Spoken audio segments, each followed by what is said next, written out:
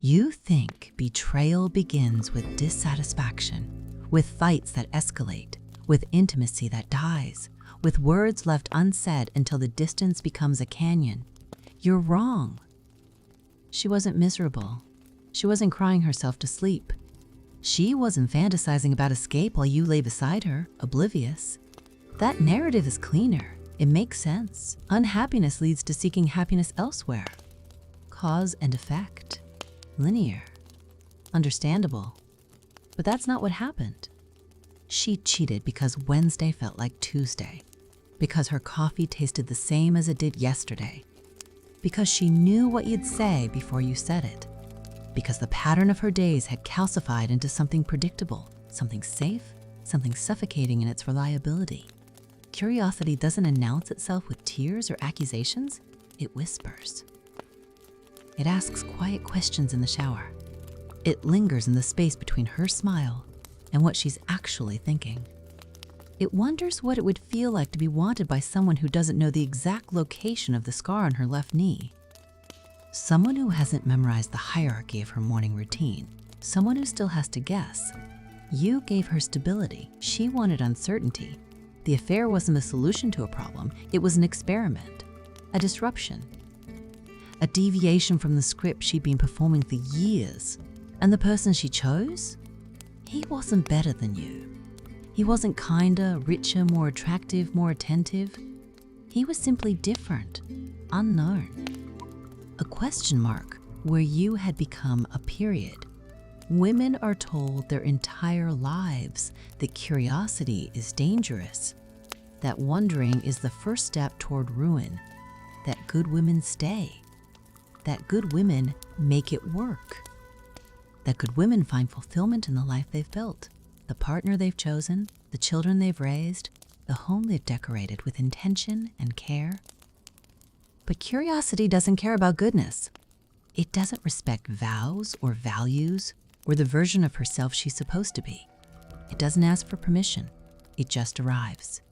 Usually around the time her body starts reminding her that time is finite, that opportunities close, that the window for being reckless is narrowing with every year that passes. She looked at him across a conference room table, or at a bar where she went with coworkers after work, or on a screen while scrolling through people who exist only as curated profiles and carefully chosen photographs. And she thought, what if?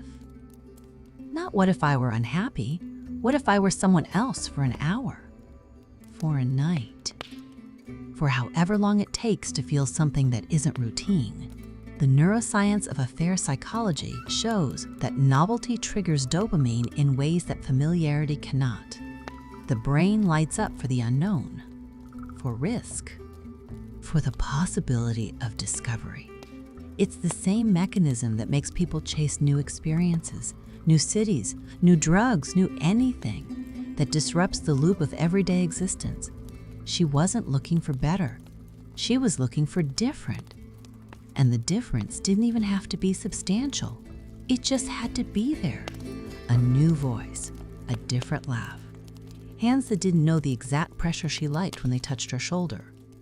Conversations that hadn't been had 100 times before, with minor variations. You think you failed her. That if you'd been more attentive, more present, more romantic, more something, she wouldn't have done it. But that's not how this works. You could have been perfect by every measurable standard, and she still would have wondered. Because perfection is just another form of predictability. The affair had nothing to do with you being insufficient. It had everything to do with her being human. Humans crave novelty. We are wired for it. Evolutionarily, biologically, neurologically. The same neural pathways that kept our ancestors alive by making them explore new territories, seek new resources, avoid stagnation, those pathways don't shut off just because you've signed a contract promising monogamy. Marriage is a social construct built on top of biology that doesn't particularly care about social constructs. And women are especially vulnerable to this dissonance in their 40s. Brain chemistry shifts, estrogen declines.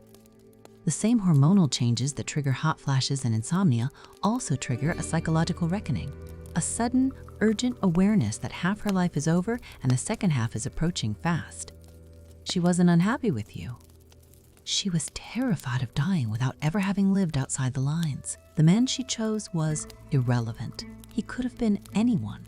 He was a placeholder for the version of herself she never got to be. The one who didn't marry young, who didn't have children before she figured out who she was, who didn't spend decades building a life that felt more like an obligation than a choice. He represented possibility, not a better life, just a different one. And here's the part nobody wants to acknowledge: she enjoyed it. Not because you were lacking, not because he was exceptional, but because secrecy has its own intoxication. Because doing something she wasn't supposed to do felt like autonomy, like agency, like proof that she still had the capacity to surprise herself. Guilt came later, after the dopamine faded, after the novelty wore off and he started to become predictable too, after she realized that different isn't the same as better, and that she'd blown up her life for an experience that ultimately meant nothing.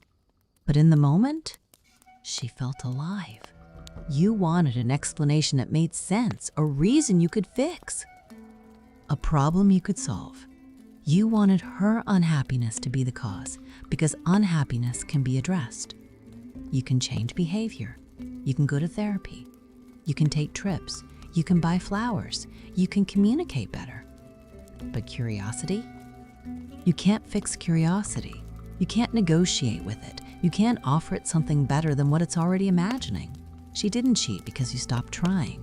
She cheated because she started wondering. And once that question entered her mind, once it took root, it grew until it demanded an answer. The affair wasn't an indictment of your marriage. It was an indictment of her tolerance for sameness,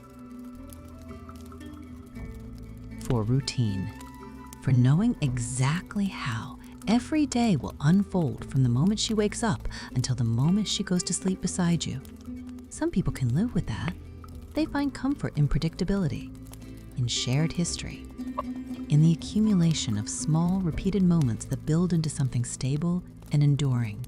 She couldn't, not because you failed her, because she failed herself, because she built a life that looked good from the outside but felt empty from the inside. And instead of sitting with that emptiness, instead of examining why she felt hollow despite having everything she was supposed to want, she tried to fill it with someone new. It didn't work. It never does. Because the problem wasn't you. It wasn't him.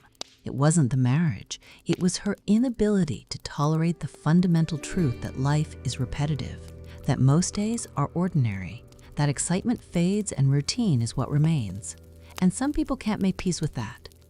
They need the chemical rush of newness, the validation of being desired by a stranger, the brief, unsustainable high of feeling like they're the protagonist in a story that matters instead of an extra in the background of their own existence.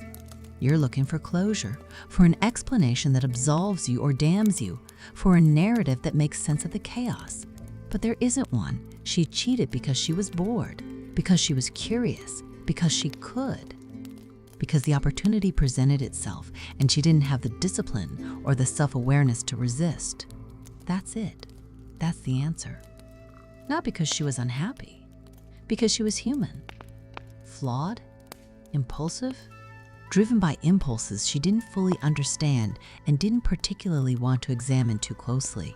The affair was never about you. It was about her fear, her restlessness, her inability to sit still in a life that had become too familiar. And now you're left with the wreckage, with questions that don't have satisfying answers, with the knowledge that you can do everything right and still lose. Because curiosity doesn't care about fairness. It doesn't care about effort. It doesn't care about love. It only cares about the question, what if? And once that question is asked, the answer is inevitable.